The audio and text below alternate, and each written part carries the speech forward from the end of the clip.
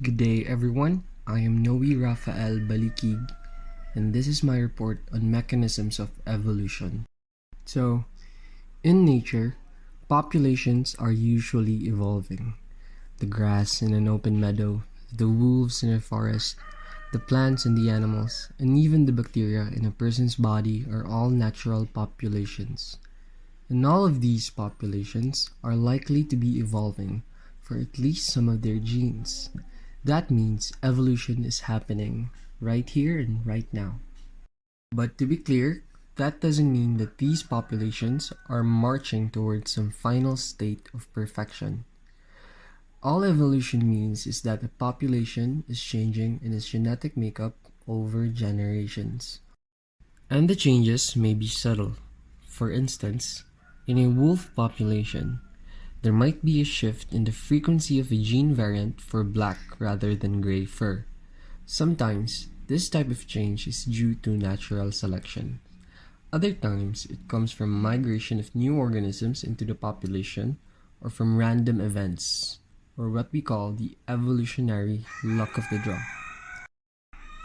Before we dive right into the mechanisms of evolution, it's imperative that we understand first what is the Hardy-Weinberg equilibrium and its direct relationship with evolution. So if a population is in a state called Hardy-Weinberg equilibrium, the frequencies of alleles or gene versions and genotypes or sets of alleles in that population will stay the same over generations, and it will also satisfy the Hardy-Weinberg equation. So formally, evolution is a change in allele frequencies in a population over time. So a population in Hardy-Weinberg equilibrium is not evolving. So that's quite difficult, so let's break it down using an example. Imagine we have a large population of beetles. In fact, just for the heck of it, let's say that this population is infinitely large. The beetles of our infinitely large population come in two colors, dark gray and light gray, and their color is determined by the dominant allele gene. Homozygous dominant genotype and heterozygous dominant genotype beetles are dark gray, and heterozygous recessive genotype beetles are light gray. In this population, let's say that the dominant allele has a frequency of 0.3, while the recessive allele has a frequency of 0.7. And if a population is in a Hardy-Weinberg equilibrium, allele frequencies will be related to genotype frequencies by a specific mathematical relationship, or the Hardy-Weinberg equation. So we can predict the genotype frequencies we'd expect to see if the population is in Hardy-Weinberg equilibrium by plugging in allele frequencies as shown in the picture. So in order to find the frequency of the homozygous dominant genotype, we will square the frequency of the dominant allele. Then we'll have 0.09 or 9%, or that's 9% of the total population. And to find the frequency of the heterozygous dominant trait, we multiply 2 to the frequency of the dominant and recessive alleles. That is 2 times 0.3 times 0.7. That gives us 0.42 or 42% of the population. And in order to find the frequency of the homozygous recessive genotype, we will have to square the frequency of the recessive allele. That is 0.7 multiplied to itself, then we'll have 0.49 or 49% of the total population will be having the homozygous recessive genotype. Next, let's imagine that these are in fact the genotype frequencies we see in our beetle population. 9% with the homozygous dominant genotype, 42% with the heterozygous dominant genotype, and 49% for the homozygous recessive genotype. This appears now to be in Hardy-Weinberg equilibrium. Now let's imagine that the beetles reproduce to make a next generation. What will the allele and genotype frequencies will be in that generation? So to predict this number, we need to make a few assumptions. First, let's assume that none of the genotype is any better than the other at surviving or getting mates. If this is the case, the frequency of the dominant and recessive alleles in the pool of gametes that need to make the next generation will be the same as the overall frequency of each allele in the present generation.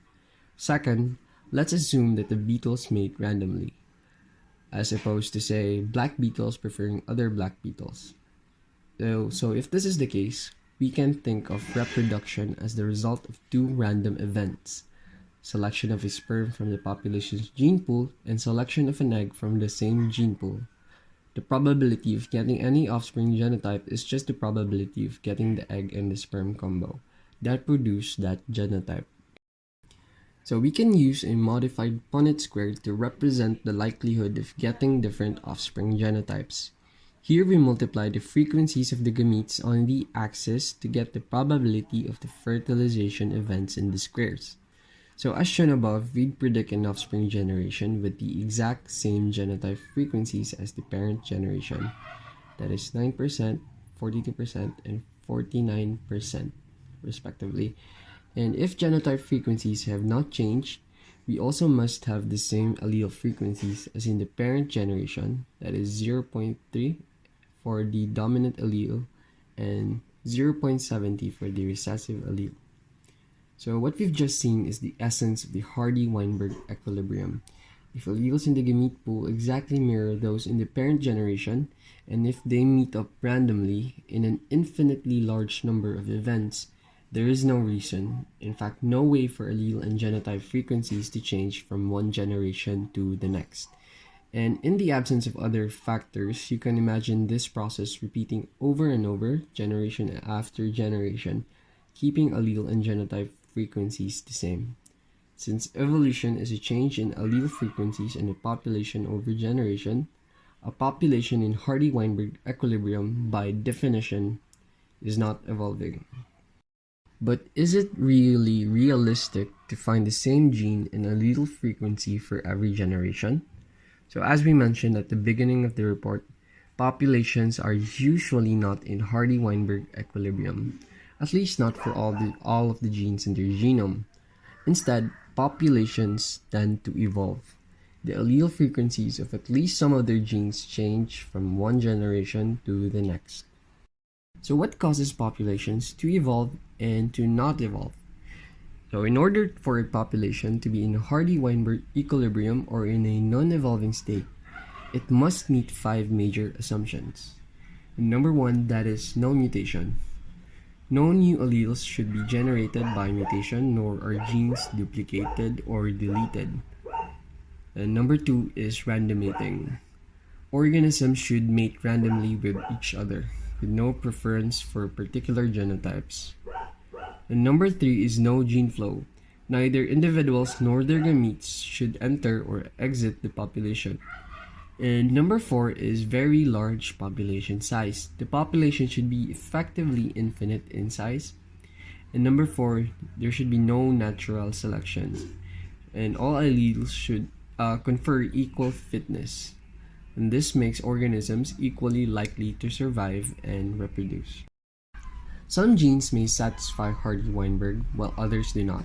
Note that we can think about Hardy-Weinberg equilibrium in 2 ways: for just one gene or for all the genes in the genome. If we look at just one gene, we check whether the above criteria are true for that one gene. And if we look at all the genes in the genome, the conditions have to be met for every single gene. So while it's possible that the conditions will be more or less met for a single gene under certain circumstances, it's very unlikely that they would be met for all the genes in the genome. While a population may be in Hardy-Weinberg equilibrium for some genes, or the not evolving for those genes, it's unlikely to be in Hardy-Weinberg equilibrium for all of its genes, or meaning they're not evolving at all. Now we know the essence of the Hardy-Weinberg equilibrium, we can finally dive into the actual mechanisms of evolution.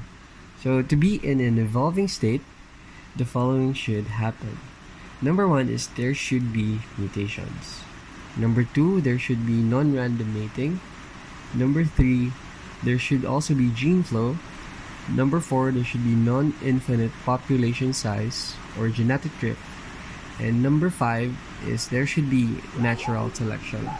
So as you may have noticed, these are just the Hardy-Weinberg assumptions that has been violated.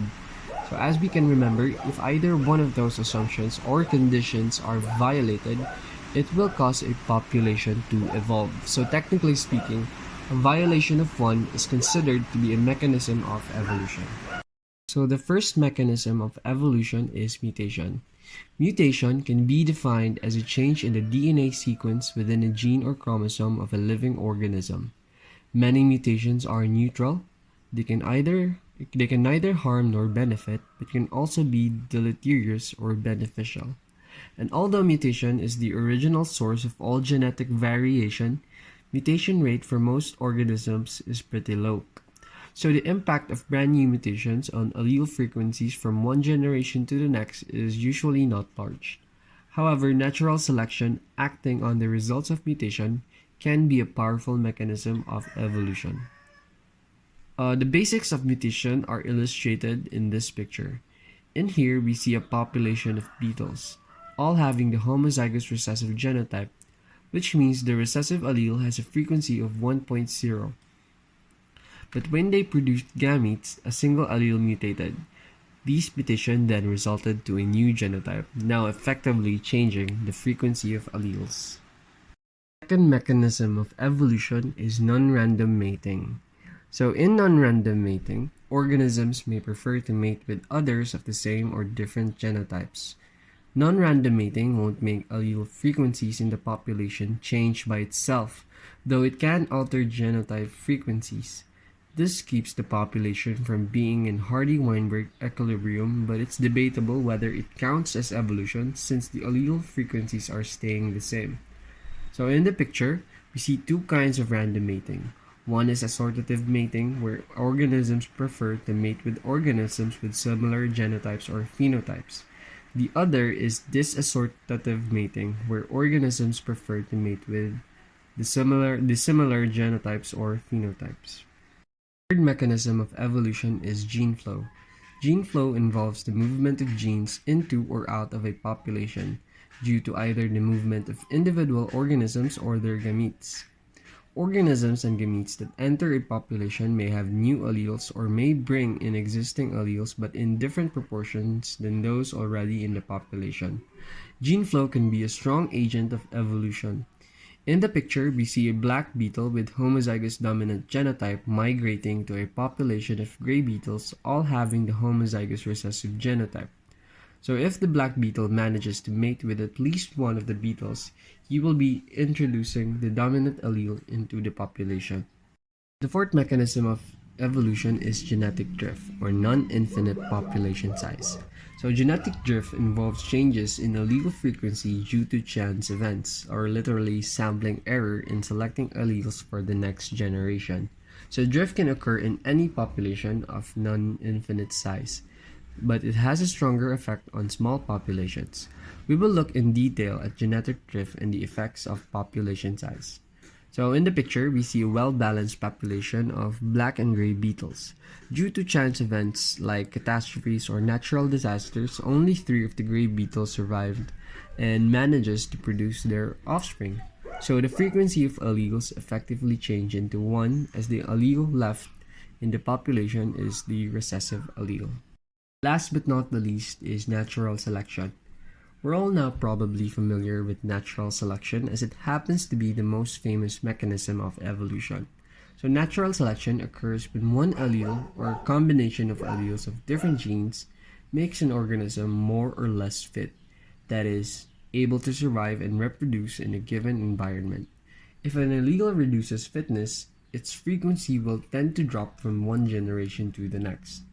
We will look in detail at different forms of natural selection that occurs in population. So in this picture, we see a population of dark gray and light gray beetles residing in a dark rock environment. Since light gray beetles are more susceptible to being spotted and eaten by birds, most of them will be eaten and only a few light gray beetles will be able to produce. This phenomenon will significantly reduce their frequency in the succeeding generations.